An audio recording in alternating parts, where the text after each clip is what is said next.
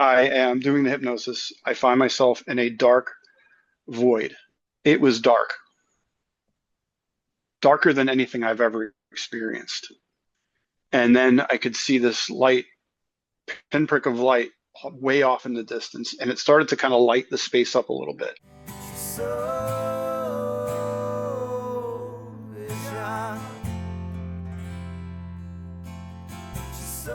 I want to welcome everybody back to another episode of The Soul Inspired. Today, I have John with us.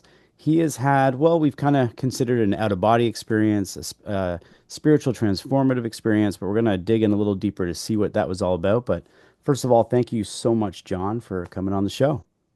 Thanks for having me. I love your show. I appreciate it. I always love when I talk to people who actually watch the show. It's kind of brings a different element to it because you're familiar with my interviewing style. But I'm just happy to have you on. And I generally start the same way with most people. And I look at people's backgrounds and history and Hmm. maybe when they're a child. And sometimes people dig in a little bit about what their religious outlook was when they were a kid because I try to get that Sure. outline before this experience happened. So if I can get a little bit about who John was as a kid Yeah. and just even briefly, just a little info. Yeah. Well, I definitely would like to get into that because I believe it ties in at the end of why I had this experience. So I grew up in New York, Catholic, Irish, English, Italian neighborhood. Very strict parents. Raised in the Catholic Church. Went to catechism, which is Sunday school for Catholics. I went to church every week, sometimes twice a week. So I was brought up in that sort of mindset, I guess you could call it, where everything was a sin, everything you did was bad. Um, I consider myself a recovering Catholic at this point, but no offense to anybody. But my father was a violent man. And I think it was pretty common growing up in the 70s and 80s. I think things were different back then, not to make excuses for the psychological and physical violence, but I knew a lot of guys that kind of grew up the same way. We had a very bad relationship. My brother and I both had a very bad relationship with my father. Growing up, he was a violent man who used, fear and intimidation to discipline us, and violence, and hitting and psychological violence. And it affected my brother and I in different ways. I never really let him get to me psychologically. His way to get to me was physical. Not to say it didn't have a huge impact on my life. Growing up, I was quite an angry young man for a long time until I got a handle on it. But yeah, so that's kind of my background. And I mentioned how my father was because I believe it is part of the reason for my experience. Wow. Okay, so it's Yeah, interesting, right? Again, you said you're not to knock the Catholic faith or anything like that, and I don't either. I actually became Catholic later in my life. Well, not later, but in my early 20s. So there was something that I wanted to become closer to. I didn't know what it was, but I sure. would more say I'm a spiritual person, if anything, now. But it's interesting to hear someone say, I grew up Catholic, we went to church, and then you hear, well, and in my family, who was also Catholic, I was being violently uh it hurt like it's like it you're kind of going against your belief systems, right? I Sure. mean, to so it's interesting. It's just this, I guess what I'm trying to say is just because you're part of a religious faith, it doesn't make you this angelic being as opposed to someone who doesn't have that faith. That's all I just wanted to point out. No, it's a good point. I think about that a lot when I see sort of this. I don't want to get into politics and stuff, but there's a certain sort of sect of Christianity that is very pro-violence, pro that I don't quite get. If you are a true Christian and you follow the teachings of Jesus, that's not what he would want. So Hmm. it's a strange dichotomy Yeah. in any religion to weigh that against being a human being and having human desires and Hmm. impulses. So yeah, it's definitely a valid point. Yeah, it's likelihood, whether you're religious, spiritualist, atheist, there's good and bad and good energy and bad energy, and it's through it all, right? So I'm sorry to hear you went through that. And Sure. it's interesting here. I mean, I grew up with some things going on in my life, and there is that point in your maybe teenage, mine was teenage years, where you kind of get angry and you kind of rebel and you're trying to really figure yourself out, right? So it seems like you kind of went through a little bit of that, and you Yeah, said you had sure. to work on that and clean yourself up. Did it lead you into the type of work that you started to do, or how did that start to transpire? So growing up, there were not very many expectations on us. It was you could either go into one of the trades, you could be a plumber or an electrician, you could be a firefighter or a cop.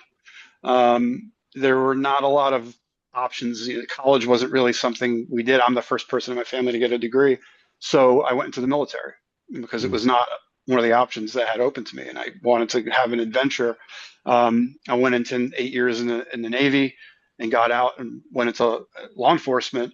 Um, and I don't know if my upbringing led me to that. It was more like in the military, I met my wife and wanted Mm. to get married and saw a lot of military relationships that did not work out.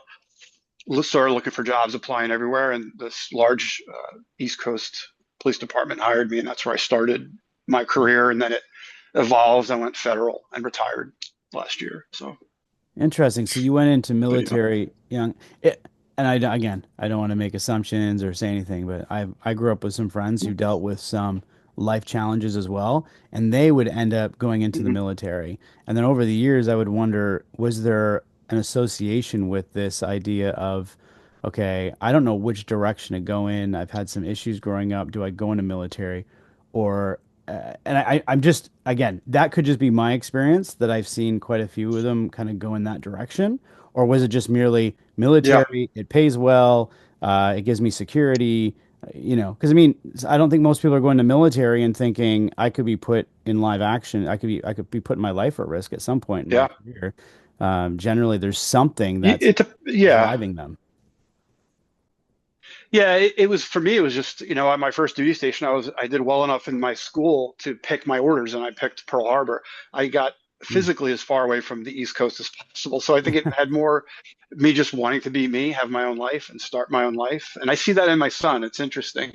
He has a much different upbringing, but I think it's just this sense of adventure and just wanting to be on my own. And there's not a lot of things you can do right out of high school to where you can make pretty much a living wage and get a lot Hmm. of experience than you can in the military.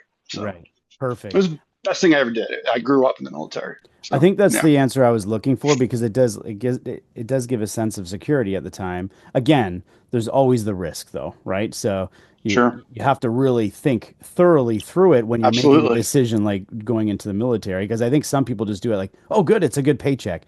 I'm good Yeah. now." They don't put it in perspective of what you're signing up for at times. And that's all I'm kind of putting out there. There's nothing against it. It's just No, to know. Yeah. it, it, yeah, no, absolutely not. It's good to go into anything with both eyes open and understand the risks. And there are risks inherent with everything in life. So yeah, Is this what it led was a good into thing. I'm glad I did it.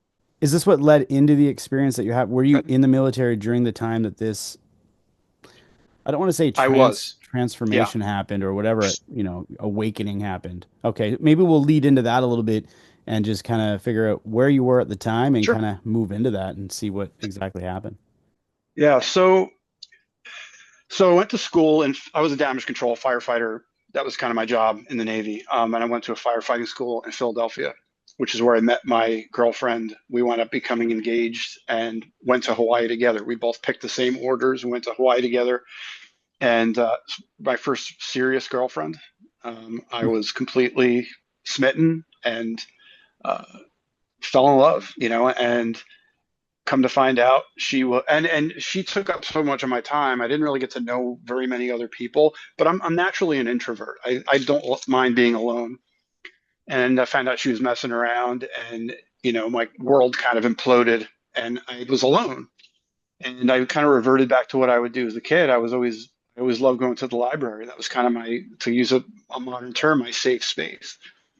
Surrounded by books, it was quiet, it was a controlled environment, and I just loved it. So we had a really good library on base, and I found myself in there in that same mindset, um, just looking for books that interested me. I'm a huge history buff, so I was looking through the books, and I've also been a very spiritual guy as well, separate from the religious aspect of my upbringing. Mhm. And I was going through these books, and I found a book on auto hypnosis or self hypnosis, and it jumped out at me for some reason. and I checked it out, and it had a methodology in there for how to hypnotize yourself, which is what I come to find out. It's very akin to I have a daily meditation practice. It's very similar to that, um, and that's where it started.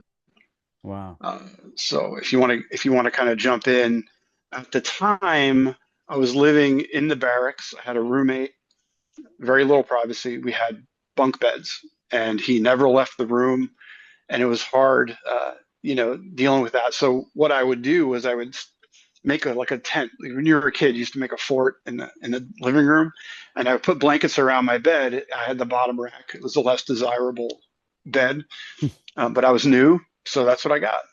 And I would, for about 2 months, I would go. I had a okay, so I'm assuming I'm a little bit older than you.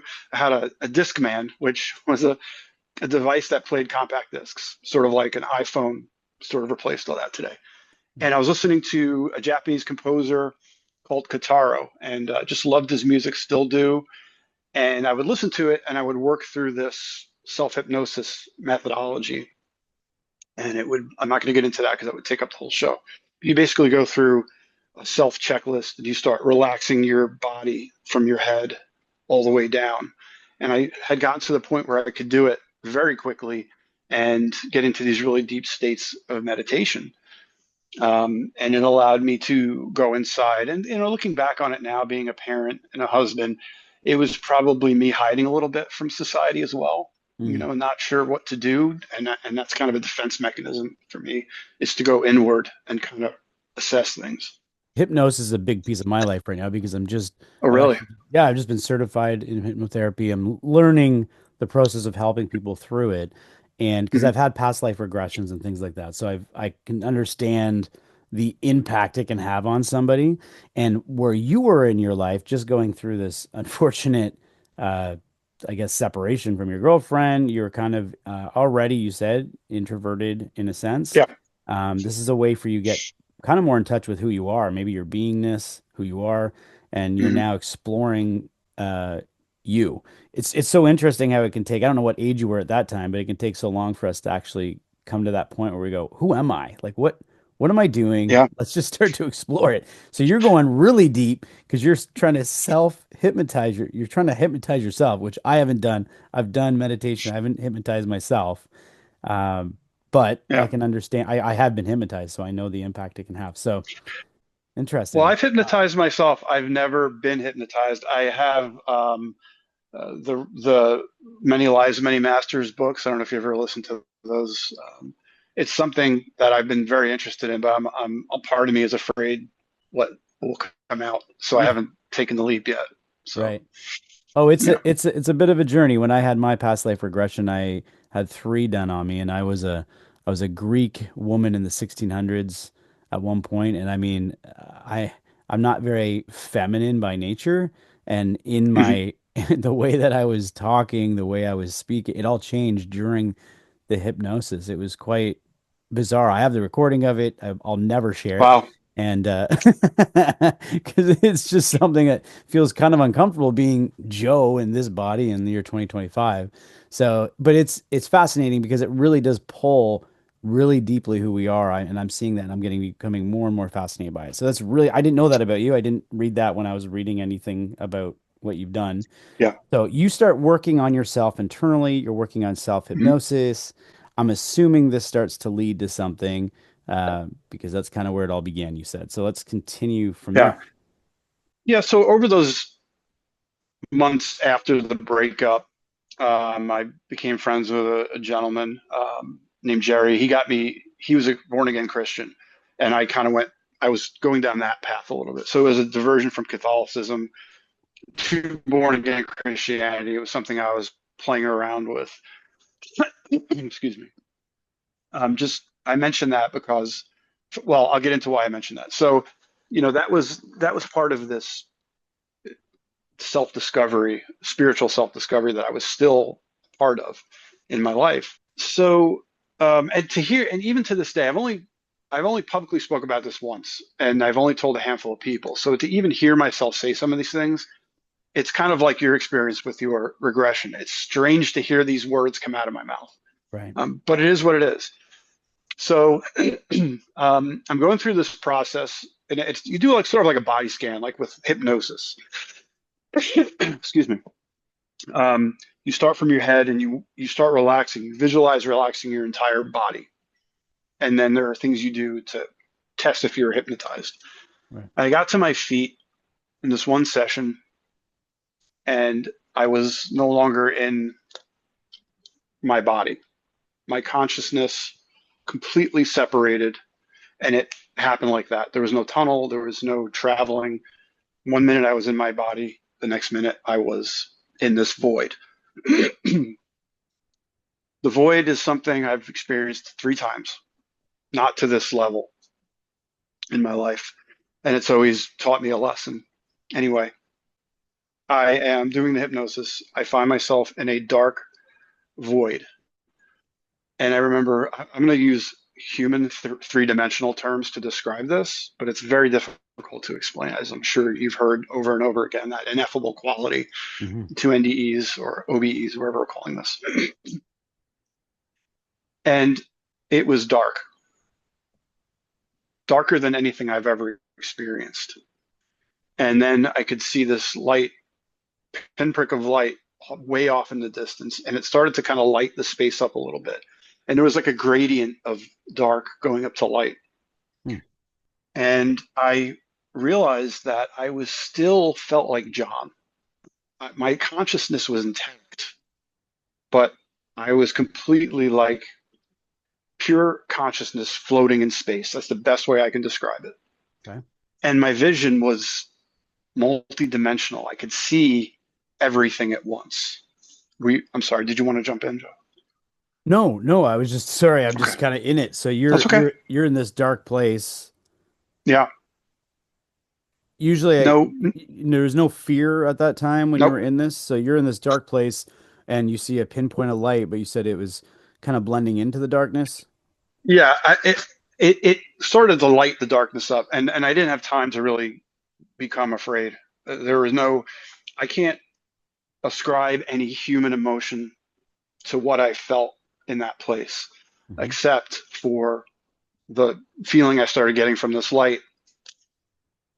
I'm going to try to explain the light the best I can. It started to get bigger until it was, about the size of a volleyball. And as the light hit me, I could feel things in it. The light carried emotion with it. Love was the prevailing feeling. And it looked like if you ever taken a prism or a diamond or a gem and shined a light through it, and it had that light coming off of it like that. And it was really bright, but you could look at it. It didn't hurt your eyes to look at it. And I remember feeling this magnetic pull. Like I wanted to go. Whatever it is, I want it. Well, That's how I felt. right. And I'm just saying, like, completely in awe. And then I look to what would be my right side. And standing, is a being shaped like a human, completely made of light, like a goldish yellow swirling light, shaped like a man. And it had a male energy. And I immediately felt like I knew this being. I knew, and I'd always known this being. It was this feeling of like, I don't know if you're a parent, but when you're hugging your child, Hmm. especially when they're babies and you get that skin to skin contact, it was like that just release of sort of oxytocin and that feeling of love, but greatly magnified. And this feeling of knowing. And it was like meeting an old friend again. And I'm looking at him. I don't have a name. And he said to me, when I said he said to me, there was no mouth, there was no verbal, no air passing over vocal cords. It wasn't like we speak. It was telepathic. Like I just thought it. I got the thought into my mind.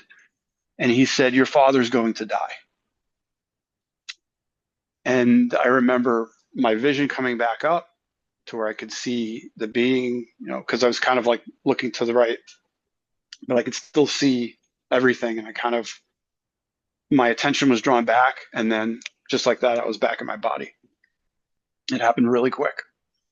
Um, and I completely lost my shit. I mean, the emotion hit me. The emotion that hit me was confusion when I say back in my body. Um, I I was completely at that moment. My life had changed completely. The trajectory of my life changed in an instant. Um, and I started on the path I've been on the last 34 years um, of self-discovery and discovery about these types of events. But this is just the start of it. That was what came after was really the meat and potatoes of the entire experience.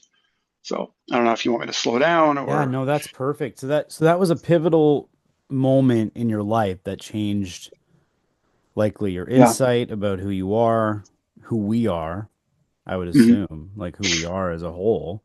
Uh, you know, there's Yeah, a bunch of there's a bunch of questions that came to me. So I'm gonna ask a few sure. before we continue. The black dark void. Hmm. I don't know why I'm compelled to ask you this, but I think it's because I've been told this Please, you can before. ask me anything. Was there the blackness? Again, you didn't have an NDE, so this could be a little bit different. Was it? Some have described it as velvety. Does that make any sense? Hmm. Or is it more of a darkness, like if you were in a closet and the closet is shut and it's black? It was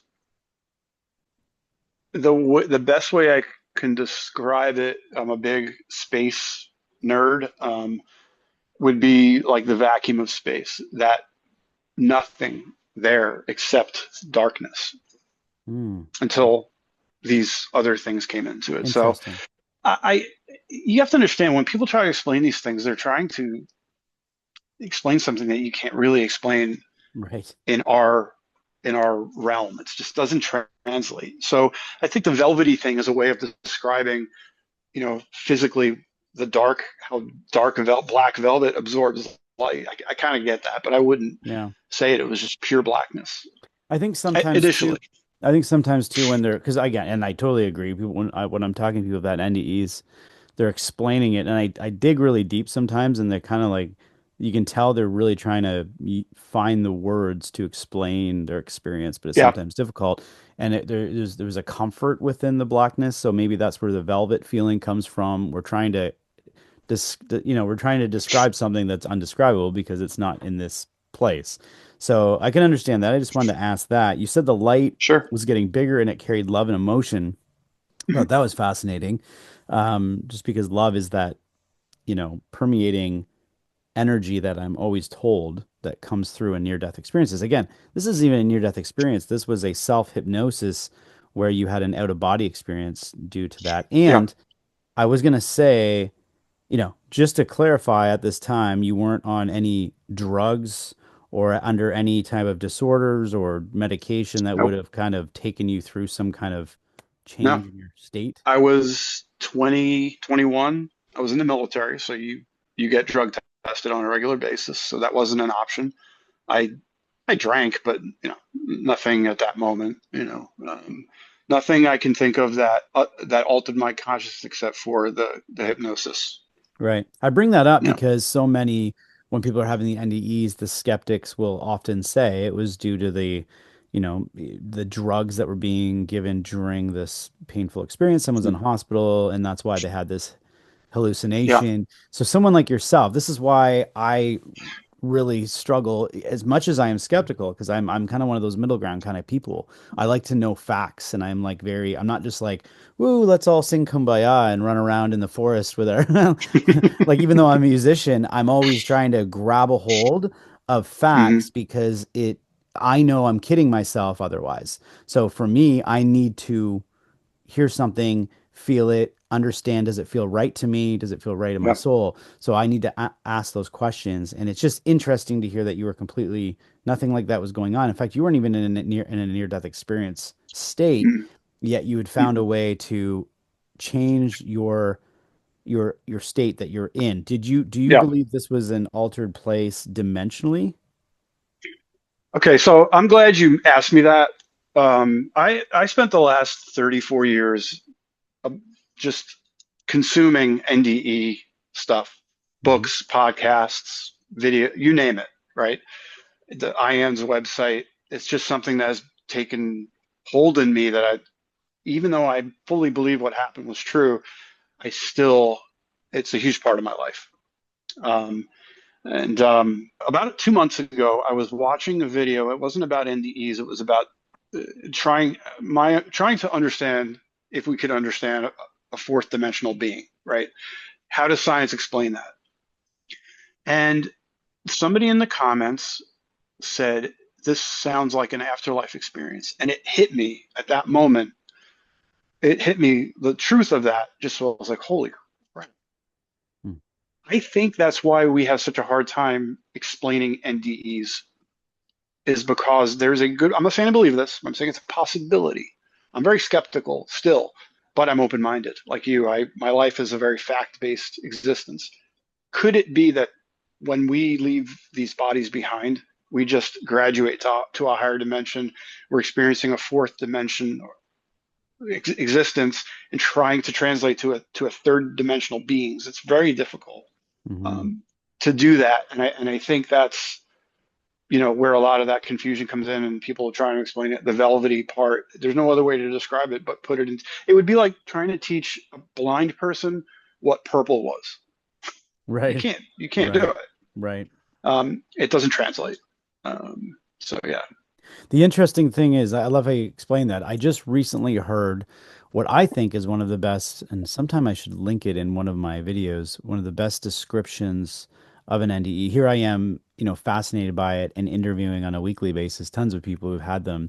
And I hear this one description and it just settled so easily in my belief. It just felt so Hmm. real. And it was by a man named Arthur Ford, who was a medium from I don't know how long ago, but he basically had I don't know what his profession was, but he had had a near-death Hmm. experience, and then when he had died, about 20 years later, he came through in readings through some other mediums, and then he explained what had happened after he died. It was really fascinating. But when he was here and he had had his near-death experience, he explained very thoroughly what he believes we are. And he said that we have this physical body, but we also have, I think he called it a beta body, which is, I guess, another word for like a spiritual body, or there's energetic Okay. body of who we are. Sure. And that our physical body is just this shell that we're using during this transition, and that our memories are actually held within the beta body. Our all of the everything of who we are, personality, everything is held within this beta body, and it just the shell kind of leaves, and then you just continue on. And whether he didn't dig Yeah. into in this particular video, he didn't dig into whether we reincarnate. I think he kind of alluded to the fact that we could, but also that in the afterlife or in this beta body, this energetic body, we still continue to grow. There's this growing, this Yeah. advancing as a soul that we are. And it just felt real because I don't know what it was he said. It just felt very tangible, but he made it seem Mhm. so yeah, like and it hits with all these descriptions of people. I've heard of people say they have a near death experience, and when they died, it's like they're already there. Like Mhm. there's not this big, you think of like a movie like starting up and you're thinking, no, it's just like you're there and then you're right there. And then, oh, Yeah. that means I still am existing outside of this body. But then the question is that we ask is what's the point of this then? And so he digs a little bit into Well, that.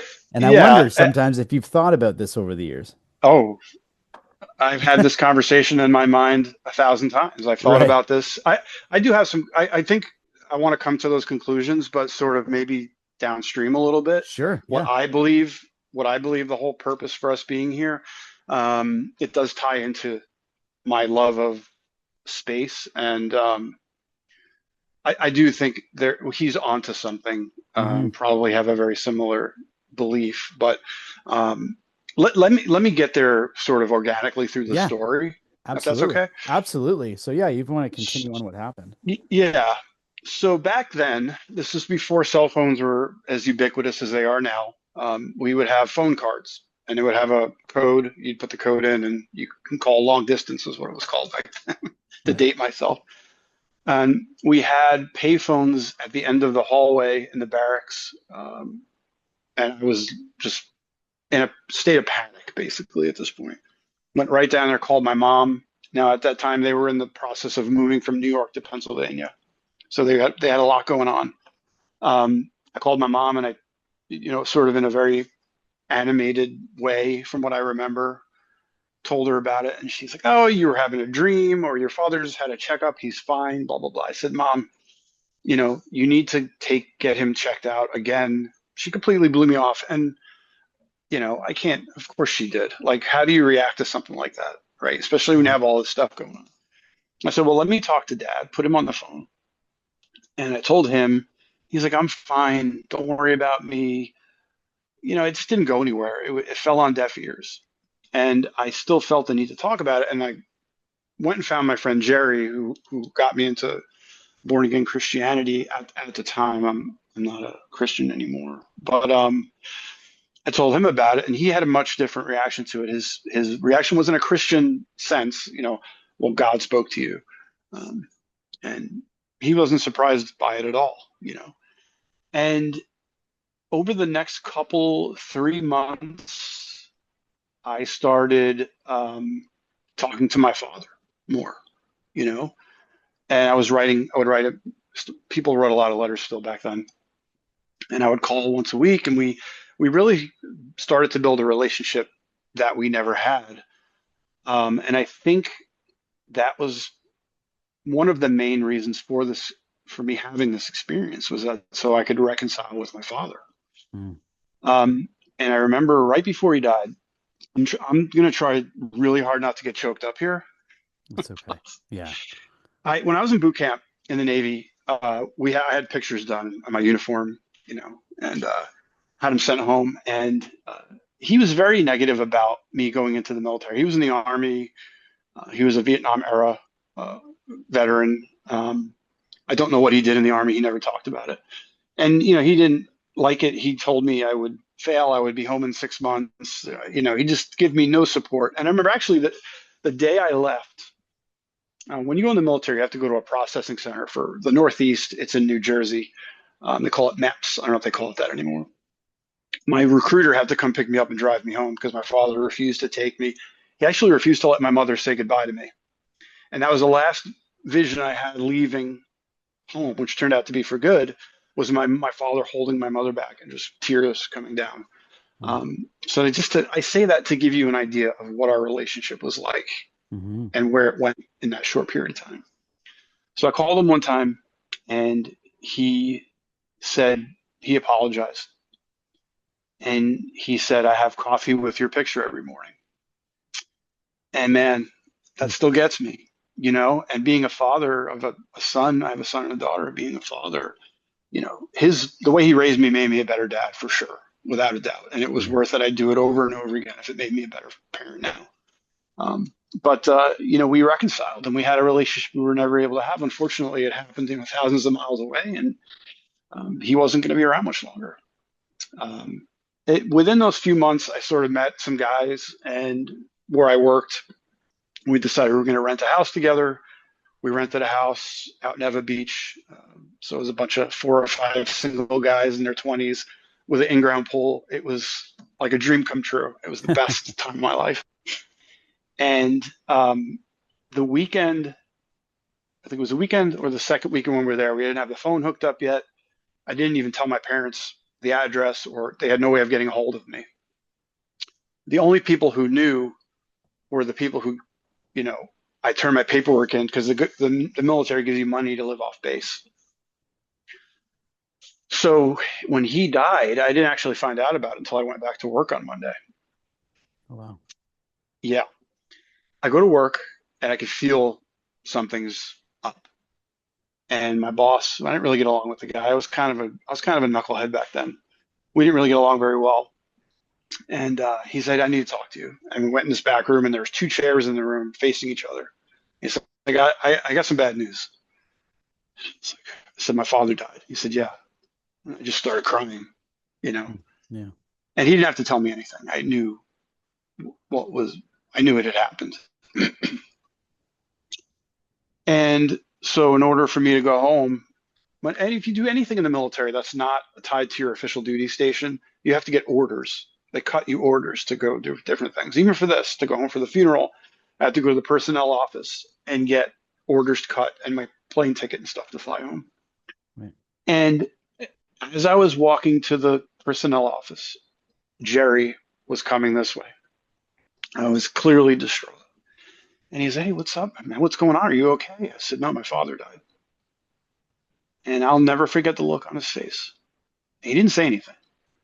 He just looked at me, and there was this knowing between us, Mm. that what did we, because now we were experiencing this together, right? Mm-hmm. Because he knew within 2 hours of the initial event. And well, I said, "I got to go. I can't talk." I turned around. He was still standing there with his mouth open, just like, you know. Um, I went home, never came up. It was just too much going on. You know, the VA gave him a funeral, and 3 or 4 days later, I had to go back.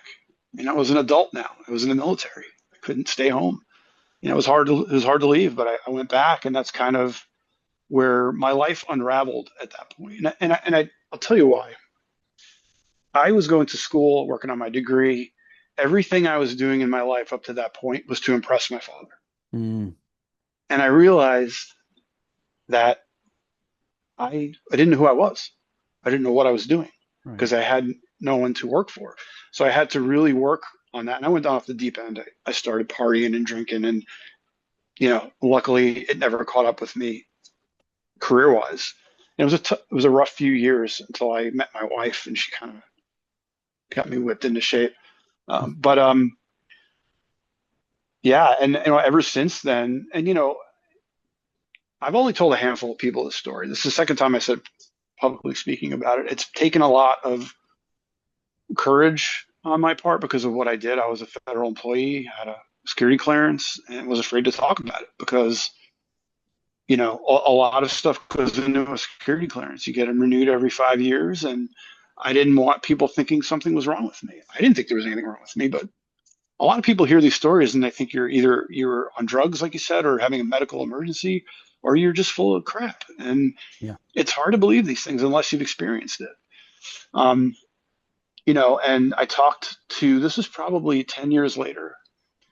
I met my mom for lunch. Now, my mother is a fundamentalist Christian. Um, Nothing against anybody. Believe what you want, right?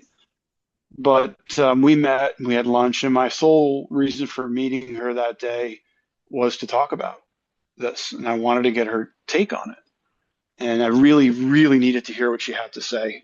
And I was really disappointed because when Mm. I brought it up and she said, "Well, you have to be careful, things like this. The devil will try to trick you." And I just kind of tuned out within 3 seconds. The Right. conversation was over. And that was it. I never mentioned it to her again. I'm actually broached the subject with her recently, and we've been kind of passing each other. And I wanted to try it one more time because it kind of broke my heart to hear her react that way. But what do you say to that? How can you react to that? You react to it based on what you know about life, what your frame of references for your life. In her case, it's Christianity, and it still is to this day. Yeah. So it's been difficult. It's an odd stance. I want to say a few things if you don't mind. It's an odd stance. Just I'm going to go from Please. what you just recently said a little bit backwards, but it is an odd stance even for me since I've started the Soul Inspired to see such beautiful stories coming out. People telling their deepest um I don't want to say secrets, but it's such a personal Personal. experience Yeah. that some people take this to their grave. They don't even tell people. I know plenty of people who've had very risky operations, ones that I think would put them in a near-death experience type scenario. And when asked if Hmm. anything happened, nope, nothing happened. But these are the type of people that I would also believe would not say something. And so my Right. point, I've said this. I've said there's plenty of people who've likely never said a thing due to um, the impact it would make on their own personal lives or professional lives in your case, right? Security clearance, all these things. But then to have people who are of a religious faith that are I would say godly people, people who are believe in love Hmm. and God and the creation, to think that everything that is out of our physical existence, out of our physical realm of what we witness or see, to be the work of the devil. I don't understand. I've never understood that concept. And I mean, I went through some Catholic upbringing. Yeah, I don't quite understand it. It's nothing against your I mom or do. anyone that says it. You do understand it? Can you I think clarify it what? because I think it yeah, I think it challenges their belief system. Because I say that because there was nothing religious about the experience I had. Jesus wasn't there. Now I know there are NDEs where people see Jesus. I think you Mhm. see what you need to see.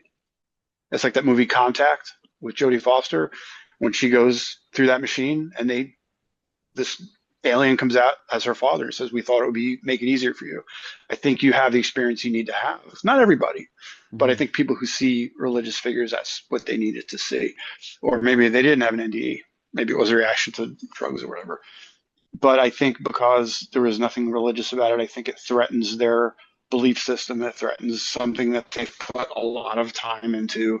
That's such a huge part of who they are that, you know, it's a threat. And I If think that's why they react that way. it would be really nice if there was some common ground found where instead of it being a on or off switch, meaning just because someone Mm-hmm. doesn't see Jesus in the afterlife doesn't mean that there wasn't something that did happen. We're sitting here in 2025. I wasn't around 2000 years ago. I don't know exactly what's going on, right?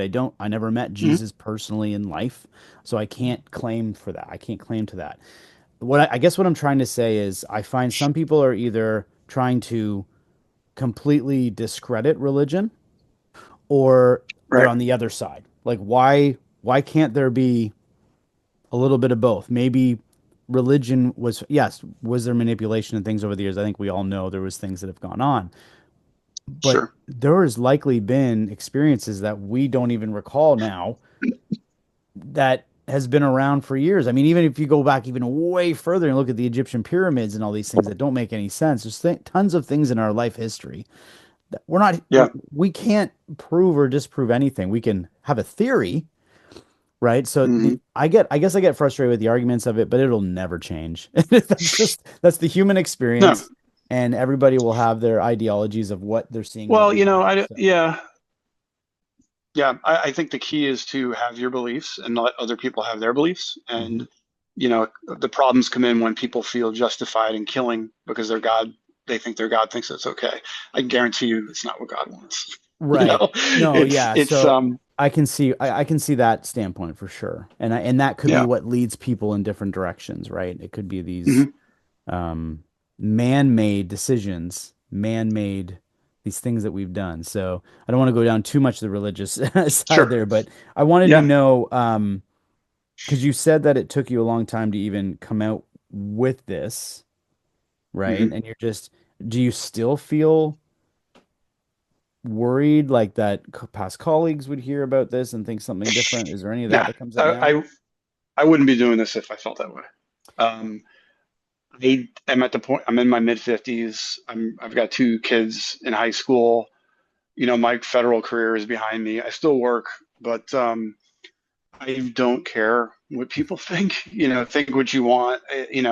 The only reason I didn't say anything before was because that was my job and I need it Hmm. for income for my family, Hmm. and I wasn't going to do anything to jeopardize that. But Yeah. you know, uh, now I don't care what think what you want. I've been around long enough to know that people cut ties with you over much less.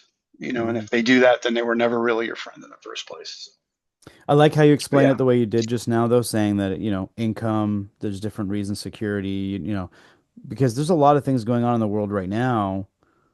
We hear about the word yeah, whistleblowers and things going on. People don't want to come hmm out with truths about all kinds of parts of who we are, right? Not just having a spiritual experience or near death experience.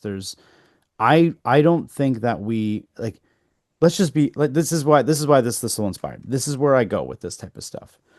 When we're living a life where if you can stop at the end of your day and think about your day and hmm really just everything just makes sense, then that's great.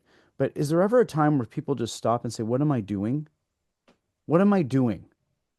Like, what are we doing?" Like, if you're waking up, you're eating your breakfast, you're going to work, maybe you hate your job, you come yeah, home, you eat your dinner, you watch a Netflix, and then you go to sleep. Like, people are so on this hamster wheel that until we start stopping because then it opens up everything as to what our purpose is. So yeah, I struggle with that a lot. I see what I've been doing lately with that, and because people, I think a lot of people are just lost.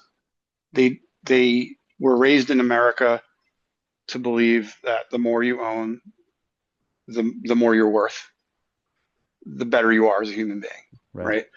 And I think, people realize at some point in their life that that's not really true. You either, some people that never wake up, they spend their whole life chasing money, chasing the perfect woman, the perfect job, the perfect car, hoping that, someday they'll be fulfilled. And I think that's why people are the way they are and why they're so unhappy and that they're on that hamster wheel you talk about. And just because most people are asleep. But I Mm, think the thing I do on my end is, and it can be hard, is to develop compassion for people like that. mm, You see it, I commute down here into Baltimore and I see people driving, just they have to get where they're going. They're driving like crazy and they're not getting anywhere. But they're so locked into that mindset, that hamster wheel mindset, the rat race, because they don't really know why they're here. And we talked about that a little bit earlier, and I said I wanted to come back to that. yeah. I think what this Arthur Ford gentleman, I'm going to look that up. I wrote that down. What he was getting at,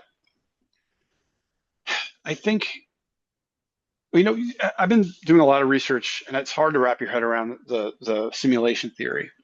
I don't necessarily believe that 100%, not the way people think of it as like a computer simulation. But here's what I do think. I think we come to Earth to learn. Where you've heard this before, this is a very woo-woo catchphrase, but I think we're spiritual beings having human experiences. I really believe that. Our brains are biological computers. That's a fact. Capable of computations that we still haven't been able to match with our own computers. So it's an incredible machine, the human body. I think somehow our consciousness is downloaded, to use a modern term, into our body, and we have this human Mm, experience. right. Our job is to wake up and understand it and not be afraid of the truth and not be afraid to be who we are and come out and talk about this stuff. It took me a long time to do it, but I'm here now. And for you to put your name on this podcast and talk and say the things you're saying, there's a risk inherent in it. And you're going to have people who are going to fight really hard because they're so deeply entrenched in their belief system. Mm. They're going to say things that are going to hurt you because it's a threat to what they believe. It's like you've seen The Matrix, I hope. Yes. Have you? Yes, I have. Okay. So yeah, that's really what The Matrix is about. It's an allegory for life, I think. And they say that, they don't like to free somebody when they're too old because they can't let go. And I think that's what we see is, people who are just so locked into, material possessions and things and experiences, and they don't stop to really experience life. That's my opinion. Hmm. Um, and that's one of the biggest insights I had from this experience. One of the other, you know, big insights, um, I had is that Earth is like a school. I think we're here to learn how to be better people. And I think we really overcomplicate it. It's not that difficult. I think the gist of our existence is based on how we treat other people. Mm, I really think it's that simple. Um, we complicate it because that's what people do. We're complicated beings that are subject to this conditioning that it's hard to overcome. But it can also be hard to be awake. It can also be hard to see that because you're living outside for all intents and purposes. You're living outside of that bubble, looking in, mhm, and you just want to grab people and shake them and wake them up and say, "What are you doing, man?" And you can't do that. Everybody's on their own journey. Even with my own kids, I teach them what I can, but at the end of the day, they have free will. They're going to mhm, do what they want to do. Um, so that's part of the reason I'm sitting here right now is because I feel we have these experiences in part to pass them on to other people. What I would really like to be able to do is what you mentioned earlier, is to get people who have had these experiences, who refuse to talk about them, make them feel comfortable coming out and talk about it. If I can, anybody can, mm. you know? That's how I feel about it. And at the end of the day, I think I had this experience partially to reconcile with my father, and it's a blessing and a curse. Because some days when life gets really hard, I fully believe when we die, we go on to this other place, and it's beautiful. It's coming no matter what to all of Hmm. us. You might as well embrace it, even if you're an atheist and you believe when the lights go out and you go in the ground, that's it. Or you believe in heaven, you go sit with Jesus, the right hand of the Father, or you believe what I believe. You go to whatever this is after. It's a win-win situation because you're not suffering anymore, right? You're not Yeah. down here on earth dealing with these tribulations and trials and suffering. And, I think, again, it can make life a little bit harder to live sometimes with that knowledge. And I fully believe it. It's not a belief. Um, I fully 100% believe that there's something after this. I I love how you answered. Usually, the last question I ask is, why we come here. You kind of just answered that. So I'm going to pivot and do a little bonus question Sure. for you. Mhm. That's amazing. So I do want to make one quick comment too, in that, Yeah. yes, with the suffering and the life and where we are, again, it's 2025. I look at human beings in general, and I see that some people age, uh, they have dignity about them as they age, they mature, they become more of who they are. And there's some people who stay the same person they were when they were 18 years old, and they're 78 or 88, and they're the same person, Yeah. I if not can't. sometimes worse. It's an odd thing. You would think everybody would Yeah. mature and grow at a pace. And what I There's look at, somebody. yeah. Yeah. There's somebody that comes to mind. I can't quite put my finger on it. No, I'm just kidding. Okay. Sorry. But I don't understand how that happens. But I here's the optimistic Yeah. part of who I am, is that I look at the whole of our human evolution as an aging process, as that we are maturing through the evolution. We are going to have our ups and Mhm. downs, and maybe we'll sometimes go into teenage years again, God help us, and then we'll come out of that and start to actually think more maturely and start to kind of grow and evolve. And I think as we Yeah. evolve, potentially it will make being here much easier, and we will appreciate it much more than we do here. I would hope. That's my Yeah. optimistic piece of who I am. Because we are going to evolve. It's only, like I said, it's 2025 if we survive, obviously. But if the human species survives for a long period of time, the hope is that at some point we can get to a point where we know exactly who we are. We know where we come from. We Yeah. appreciate the physical 3D life, or whatever it is by that point. Maybe we move into a formation of 3D, 5D, whatever this stuff is that everyone talks about. But there's Whatever. there's something that's still Yeah. tangible, because when we're in our soul or spirit form, it's not tangible any longer. As you've seen in your experience, it's a completely different realm of feeling. And one of the Yeah. questions I wanted to bounce off of that was, did it feel real? It felt realer than real. It felt the realest thing I've ever experienced. It was pure. Yeah. It was that's one of the things you hear a lot with NDEs. It was just, this doesn't seem real. Hmm. Um, that's another thing that makes it hard to live with. Feeling that freedom, your consciousness spreads out. You're not. It's a beautiful feeling. It really is. It's pure and good. It's like, I would imagine what if you could remember what it would be like to be a baby, maybe, or something like that Right. before you know what I mean, before your mind was corrupted. But I agree. I don't know if I agree with what you said about. I think we're going to continue to evolve, but I think life's supposed to be hard, or we would never learn anything. Um, I think we'll continue to evolve. But if you look at it this way, not this, and I love your optimism, and I try to be optimistic, but how different are we now than we were when the Romans were around? Hmm. What's different? Our technology's better, but we're still doing the same stuff. Right. So I don't know. At what point do we wake up as a group? At what point do we? I had a thought about this recently. I was looking at this picture, the pale blue dot, picture of Earth, like one of the first pictures of Earth from space. One of the Hmm. astronauts took it. The only person that never lived or ever will live was the one taking the picture. And it was this little globe out in the middle of nothing, you know?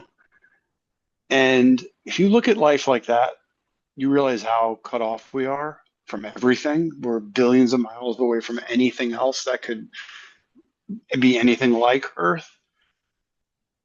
I hope you're right. I hope someday we can look at life like that and say, what are we doing? You know, it's so counterproductive. We're all in this together, and we need to start working together and put all of our differences aside.